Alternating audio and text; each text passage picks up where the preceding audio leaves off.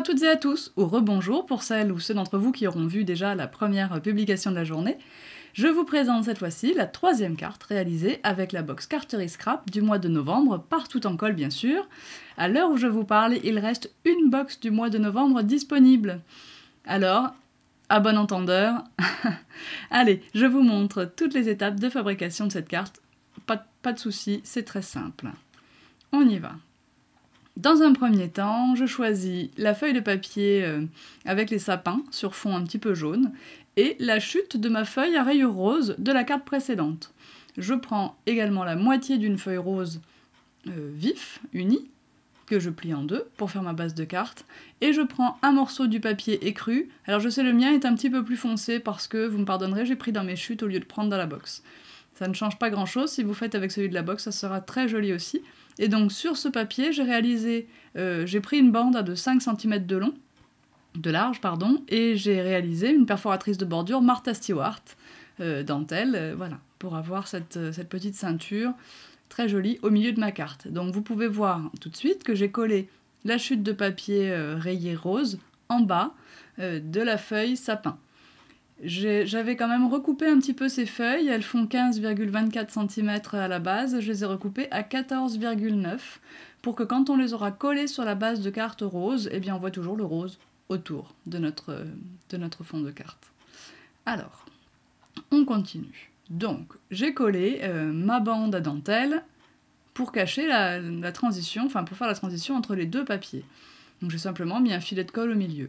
Je n'ai pas décidé de couper ce qui dépassait, mais je l'ai plutôt rabattu au dos de la carte. J'ai trouvé que ça faisait une finition un petit peu plus jolie sur les côtés, ce que vous ne pouvez pas voir ici, parce que ma dernière photo, je l'ai un petit peu trop rognée, vous ne voyez pas que ça fait plus élégant le pli de la bande à dentelle, plutôt que de l'avoir coupé directement au ciseau. Mais croyez-moi sur parole, je vous assure, c'est plus joli. Ensuite, j'ai pris un petit ruban de scotch double face très fin, du 3 mm, et je l'ai collé en plein milieu de cette bande dentelle beige. Et là encore, le scotch double face, il continue à l'arrière de la carte sur un petit centimètre. Et sur ce scotch double face, je colle un morceau de croquet blanc fourni dans votre kit, donc avec un petit retour, comme je vous disais, de 1 cm à l'arrière de la carte. Pour continuer, je vais utiliser le tampon. Alors ce tampon qui est fourni, je l'ai réalisé dans l'encre Colorbox Chalk Dark Brown, donc du marron foncé, vraiment très foncé. Je l'ai réalisé sur un papier blanc, un papier basil blanc, et j'ai décidé de détourer, mais en déchirant autour du motif, assez aléatoirement, et comme ça on voit vraiment cet effet un petit peu déchiré. Voilà pour le travail autour du tampon pour le moment. Maintenant, nous allons le mettre en couleur. J'utilise dans un premier temps l'encre Distress Antique Linen pour avoir un effet de papier vieilli. Donc je recouvre vraiment toute la surface de mon papier tamponné en Antique Linen. Vraiment partout. C'est ce que vous voyez sur la photo que je viens de faire descendre. Je vais maintenant appliquer un petit peu d'encre Vintage Photo simplement sur les bords, seulement pour mettre en valeur les bords un petit peu abîmés, et ça nous fait un petit effet parchemin que vous voyez bien ici, puisque je vous ai pris la photo sur un fond très blanc, donc vous voyez bien la différence entre le papier blanc, qui était blanc comme ça initialement, et le papier maintenant ancré. Voilà, tout l'intérêt des encres Distress pour colorer nos papiers. Ensuite, je réalise une petite fleur en ficelle. Alors pour ça, vous commencez par mettre un point de colle, les vrais points de colle, hein, les glue dots.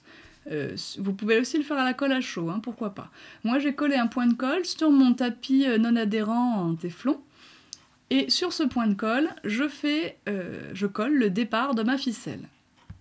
Une fois que ma ficelle a démarré comme ça, je fais un 8. Le 8 va passer donc 2 fois sur le point de colle et tenir en place comme ça. Maintenant, je dois rajouter un point de colle au centre du 8 pour pouvoir faire un second 8, comme ceci. Et je rajoute encore une fois un point de colle pour pouvoir fixer mon troisième 8, qui va nous permettre... Alors ce sont plus vraiment des 8 à la fin. Et donc nous avons créé comme ça notre petite fleur en ficelle. J'ajoute un dernier point de colle au centre de cette fleur, et je colle un joli flocon en bois dessus, comme ceci. Et comme ça, j'ai une petite décoration, ficelle, flocon, bois, naturel. Ça me convenait parfaitement avec la couleur d'encre que j'avais fait sur le papier tamponné. Voilà. Donc je place cette petite fleur ici, sur la gauche de la carte, sur la gauche de la bande dentelle. Et je vais maintenant réaliser des petites doodlings, on pourrait dire, avec la ficelle. Là encore, c'est maintenu en place grâce à des points de colle. Alors j'ai utilisé par contre des tout petits points de colle cette fois-ci, les 3 mm, hein, les mini glue dots, pour qu'on ne les voit pas voilà, autour de la ficelle, quoi. Ça aurait été dommage. Et puis j'ai bien sûr mis un petit peu de colle derrière mon tampon sur lequel j'ai rajouté d'ailleurs un petit mot magie de Noël. Et puis ma carte est terminée. Je n'ai plus qu'à coller tout ça sur mon fond de carte. On voit donc un joli bord rose vif tout autour de notre scène. Par contre, je m'étais rendu compte que la carte était un peu trop haute comme ça. Finalement, je ne voulais pas une carte carrée de 14,9 par 14,9. Donc en haut de la carte, dans la partie des sapins, j'ai recoupé 2 cm. Donc forcément, du coup, j'ai recoupé aussi 2 cm sur ma base de carte rose. Et voilà, comme ça, ma carte n'est plus carrée et n'est plus trop haute. Et voilà, ça me convenait bien comme ça. Alors j'espère que vous allez vous aussi faire de très très jolies cartes avec votre box. N'hésitez pas à les partager, notamment en publiant sur le mur de Tout en Colle sur Facebook. Et puis voilà, c'est tout ce que je voulais vous dire au sujet de cette carte. Je vous en referai d'autres bien sûr. Et puis je vous dis à bientôt. Allez, bye bye!